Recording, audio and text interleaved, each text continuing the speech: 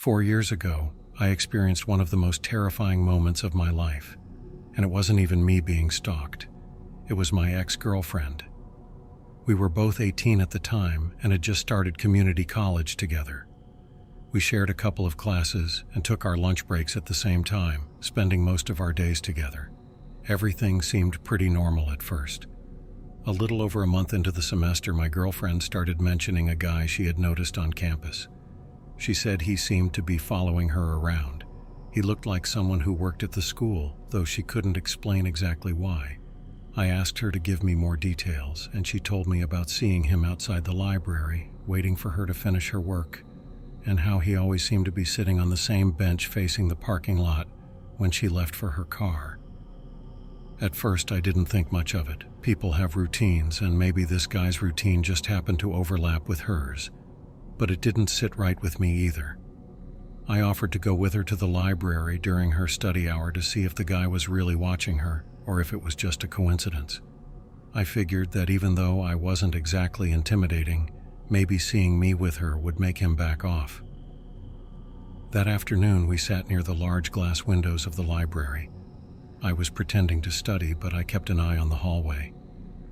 After a while, my girlfriend nudged my notebook and whispered that the guy was by the staircase doors. I glanced over and saw him, a man in his 30s, definitely not someone who looked like he worked there. He had a messenger bag with him, which made me think he might be a student, but something about his presence felt off. I told her to pretend to leave to see if he would follow her. She left the library and headed downstairs toward the cafe. Sure enough, a few seconds later, the guy started walking behind her. That's when I knew this wasn't just a coincidence. He was stalking her. I rushed out and caught up with him, trying to act casual. I struck up a conversation, asking if I could walk with him as if I recognized him from somewhere. He agreed, and we walked downstairs together. But I noticed he never stopped watching my girlfriend. He followed her at a distance, always keeping her in sight. When we reached the cafeteria, he sat at a table, and I made an excuse to leave. I called my girlfriend and told her what I'd seen. She met me outside, and we waited around the corner of the building where the guy couldn't see us. A minute later, he came out, clearly looking for her.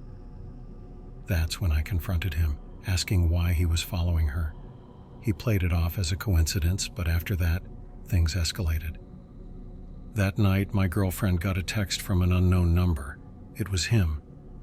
He asked why I had been mouthy with him earlier. She didn't even know how he got her number. He started leaving letters and gifts in her mailbox, slashing my tires and generally terrorizing her. But he was never around in person anymore, just lurking somewhere, invisible, but always present. Weeks went by without seeing him, but the fear never left. One night, I was staying over at my girlfriend's house while her family was away. It was just the two of us. We were relaxing when we suddenly heard a window shatter. We locked her bedroom door and called the police. I had no idea who it could be, but I grabbed the small knife I always carried with me, ready to defend us if necessary. We heard footsteps moving through the house, doors opening but not closing. Whoever it was, they were searching for us. The pantry, the basement, the other bedrooms, each door opened in turn. When the person finally reached her bedroom door, the handle jiggled, and then we heard his voice. It was him. He taunted us through the door, making comments about how I wasn't there to protect her. He kicked the door hard enough to crack the wood. At that point, I yelled back, threatening him. I had no idea if I could actually stop him if he broke in, but I was ready to try. Thankfully, just as the situation seemed to be spiraling out of control, the police arrived and arrested him. He had broken in through a sliding door in the back. My girlfriend was shaken, and I felt overwhelmed by everything that had happened. Even after it was over, the memory of that night lingered. We never talked about it again after that. She still struggles with it, though, occasionally texting me about someone staring at her or finding doors left open in her house just like that night. We broke up not long after, for reasons unrelated to the stalking, but we've remained close friends. I'll never forget what we went through or how close we came to something much worse. The man turned out to be a repeat offender with a history of stalking women. He had been in prison before but was released back into the public. The only thing he had with him that night was a box of trash bags in his car.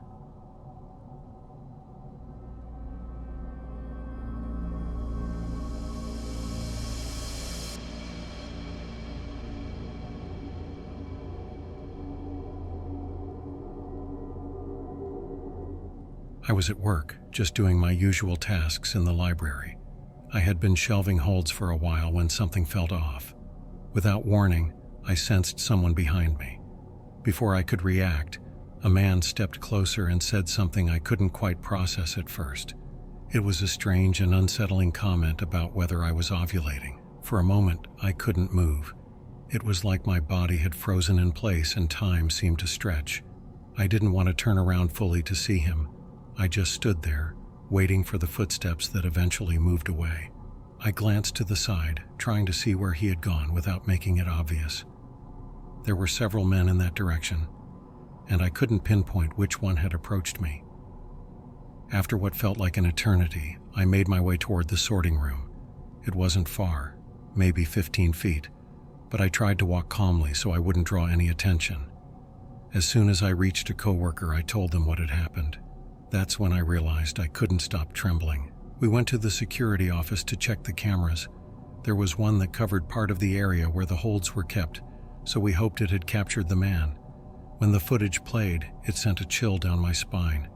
The man had approached me from behind just like I remembered and then walked away. What I didn't see at the time was that he had hidden behind a book display afterward. He had been watching me from there, probably to gauge my reaction. Before leaving the library, he glanced back at me with a smile that felt far from normal. Something about it made my skin crawl. The next day he came back. He actually returned asking who had reported him. Apparently he thought someone was going to point me out to him. The security team had already trespassed him from the building, but the fact that he came back at all was unnerving. Later, I learned from a coworker that the man had caught the attention of the police. They had received multiple reports about him, saying similar things to other people in city buildings. They were worried his behavior might escalate, and so was I.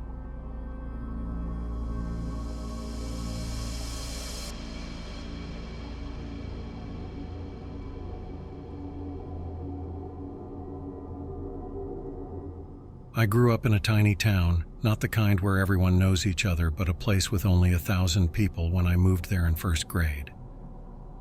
Making friends was difficult, and I always dreamed of escaping. My parents allowed me to attend a private university in Ohio, a few states away, where I could study Japanese. Freshman year flew by. I met so many new people that my social media exploded with friend requests. I accepted them all, eager to connect. I made some good friends, and by my second year, I had become known as the big sister of my program. Though small, it was a tight-knit community, and I was proud of my accomplishments. On campus, there was a study building open 24 hours, filled with couches, armchairs, and a cafe that made it a popular spot for students. I practically lived there, fueled by my love for coffee. I had a reputation for being helpful, which meant I rarely sat down for long without someone wanting to chat. As finals approached, I found it hard to study. Everyone wanted to talk, and with my study abroad program looming, I needed to focus. Frustrated, I decided to escape to the library, a quieter place. I settled at a small table by a window and got lost in my work. I was on a roll when a voice startled me from behind. I turned to see a guy I vaguely recognized, a few inches taller than me, with a welcoming smile. For this story, I'll call him Chen. We exchanged small talk and I was polite, but as the conversation dragged on, I felt my concentration slipping. After a short while, I excused myself, hoping for a peaceful night at my share house. The next day, I returned to the library, eager to study without interruptions. I found my table, but only 15 minutes later, Chen appeared again, sliding into the seat next to me. I was annoyed, but I stayed polite. After another hour of forced conversation, I decided to call it a night. The following day, I tried again. I entered the library, and to my dismay, Chen was at my favorite table. I decided to take a different one across the room, hoping he wouldn't notice. But just when I thought I was safe, he found me again. I tried to maintain a smile, but inside I groaned as he sat across from me, invading my space. I had to think of a plan. The next day I spoke to the front desk about reserving a private study room. Surely it would keep me safe from him. No luck. Chen found me again, knocking on my door, his presence overwhelming. I had no choice but to answer. I pretended I was leaving, but he pushed his way inside and sat down, requesting help with his paper. He began talking about sharing meals, saying it was an intimate thing. I checked his paper quickly, desperate to escape this uncomfortable encounter.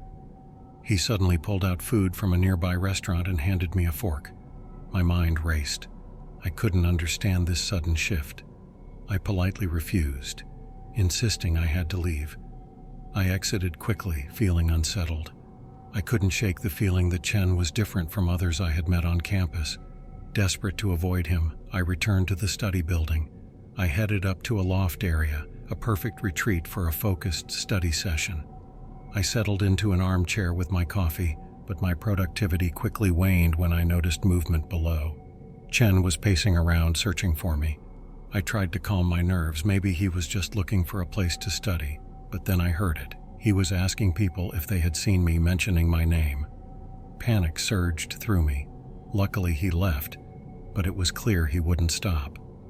The next day, I agreed to help a friend with his paper in the loft. I arrived early, anxious to secure the space. But when I looked up, it wasn't my friend who came in. It was Chen. He walked over, and before I could react, he climbed onto the coffee table, leaning over me. His size and strength were intimidating, and he forced a kiss on me. I pushed him away with all my strength, adrenaline coursing through me. What was he doing? Did he really think this was okay? I screamed for help, and just as panic set in, my friend Tetsuo came rushing up the stairs. He was a tall, muscular guy, and I felt relief as he approached. Chen let me go, but I could see he wasn't done. He sat back, watching as Tetsuo took my hand and pulled me away. My heart raced, but I felt safe with him by my side. Tetsuo could easily handle Chen if it came to that. After we finished Tetsuo's paper, he offered to walk me home. I shared everything about Chen, and Tetsuo vowed to be my protector until the semester ended. He kept his promise, walking me to classes and keeping an eye on me. On the day of my last exam, I met Tetsuo in the study building, and we looked around, relieved not to see Chen. I decided to grab coffee from the cafe, feeling hopeful. As I approached the counter and ordered my usual, dread washed over me when I heard a familiar voice behind me. Chen emerged from the shadows, offering to buy me a larger coffee. I rejected his offer, insisting I would pay for my medium coffee. The barista seemed to think we were a couple, which made me uncomfortable. Chen persisted, trying to take control of the situation. Just then, Tetsuo appeared, and I felt a surge of relief. He firmly told Chen to stay away from me, leading me away as Chen's voice echoed behind us, vowing not to give up. That evening, I took my last exam and left for home. After blocking Chen on social media, I thought I was free from him. I studied abroad in Japan for a year and returned to finish my senior year with a boyfriend who became my husband. When I returned to campus, my internet wasn't set up yet, so I went to the study building to use the Wi-Fi. While I was on the phone with my boyfriend, I saw Chen standing nearby. He recognized me instantly and approached, trying to talk, then went silent, simply staring. Panic surged, but I refused to be the scared girl I once was. I told my boyfriend in Japanese what was happening. He encouraged me to run, but instead I stood my ground. I told Chen to leave me alone, asserting myself as I never had before. He narrowed his eyes at me before walking away, and I felt a sense of empowerment. I managed to avoid him for the rest of the year, often seeing him lurking in the distance but never close enough to confront me.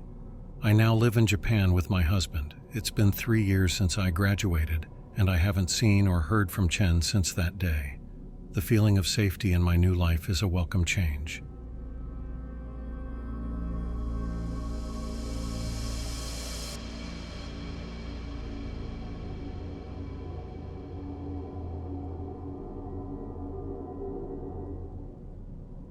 It was a typical day about 2 years ago when I went to the local library with my then husband to apply for passports for a trip abroad.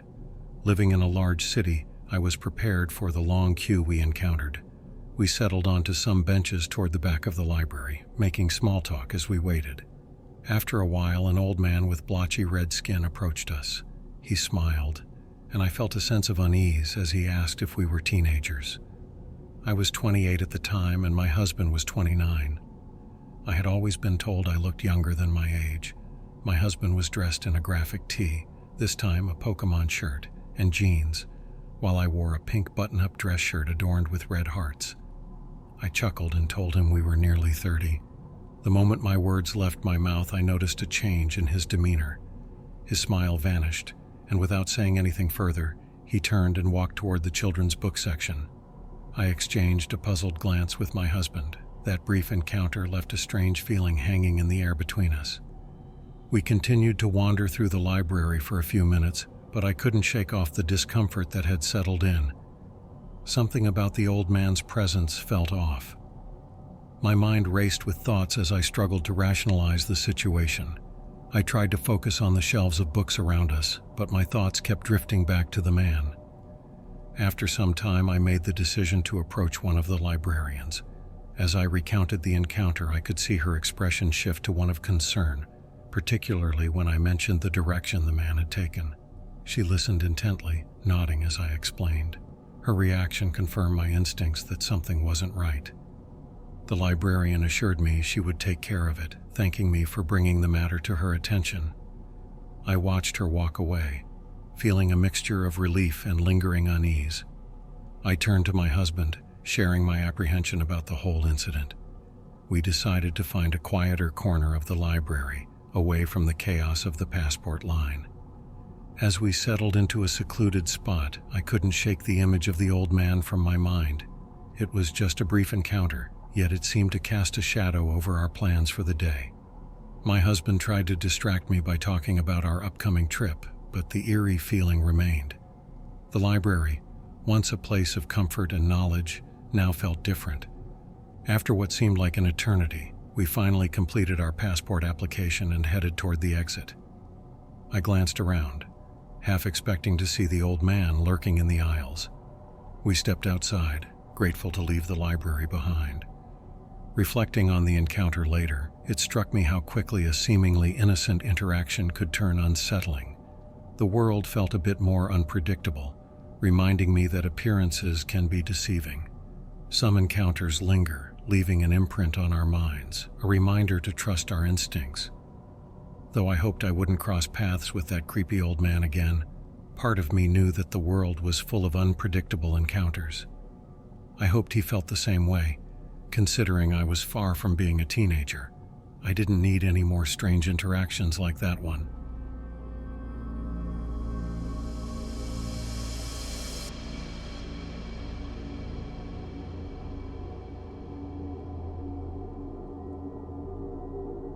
When I was around 9 or 10 years old, I lived in a small town in Colorado. Now at 19, I find myself in a different state. One afternoon, my family and I, my 2 brothers, my sister, and my mom, went to the local library. We were casually browsing the aisles, immersed in our own little worlds. That's when I overheard my mom tell my sister she felt like someone was following her. Protective by nature, I started scanning the room, peeking between the shelves, searching for this mysterious follower. I didn't see anyone out of the ordinary at first, so I found a table to sit at, pretending to read a book while keeping an eye on my mom as she moved around. Suddenly, I noticed a man in a trench coat. The weather was chilly, so I didn't think too much of it at first. He had long black hair pulled back into a ponytail and oddly shaped circular glasses. He was standing at a distance, just staring at my mom. A chill went down my spine, but I decided to watch him closely, still sitting at the table. After about 10 minutes of this unsettling staring match, I felt it was time to inform my mom that I had also spotted him.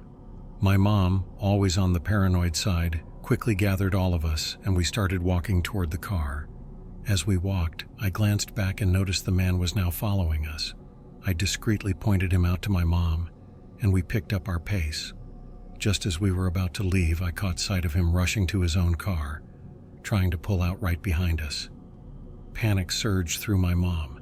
The drive home was about 20 minutes, and she decided to call my dad, opting to take a few detours to shake off our follower. My dad was known for being overprotective and was a huge gun enthusiast, which added a layer of intensity to the situation. As we twisted and turned through various streets, I noticed the man still following us, no matter how many turns we took. The feeling of dread grew heavier as I urged my mom to get us home as fast as possible. With about 5 minutes left to our house, I saw the man getting dangerously close to our car. I could see him waving from his window, but my mom, understandably terrified, refused to stop. She ran red lights, her focus solely on getting us home. Our driveway was about a mile long and made of gravel. At the end, there were 2 concrete walls with a gate that typically stayed open during the day. As we neared the entrance, the man inexplicably backed off a bit, creating some distance. We crossed the boundary from gravel to concrete, and as we did, I spotted my dad waiting behind the wall, holding his shotgun. I jumped out of the car as fast as I could, eager to see what would happen next. Once the man's vehicle passed the wall, my dad fired a round into the air. It echoed in the quiet surroundings. Without a moment's hesitation, he pumped the shotgun again, pressing the barrel against the side of the man's head. The sight of that terrified the man. I had never seen such palpable fear in someone's face. He turned ghostly pale, frozen in place, not even flinching. My dad spoke calmly, but his voice carried an edge that sent shivers down my spine. He warned the man never to come near us again. The man didn't utter a word, slowly shifting his vehicle into reverse and backing out far enough to turn around. As soon as he was in drive and on his way, my dad shot another round into the air. The loud bang startled the man, and he sped off, gravel flying as he tried to accelerate away. We never saw him again.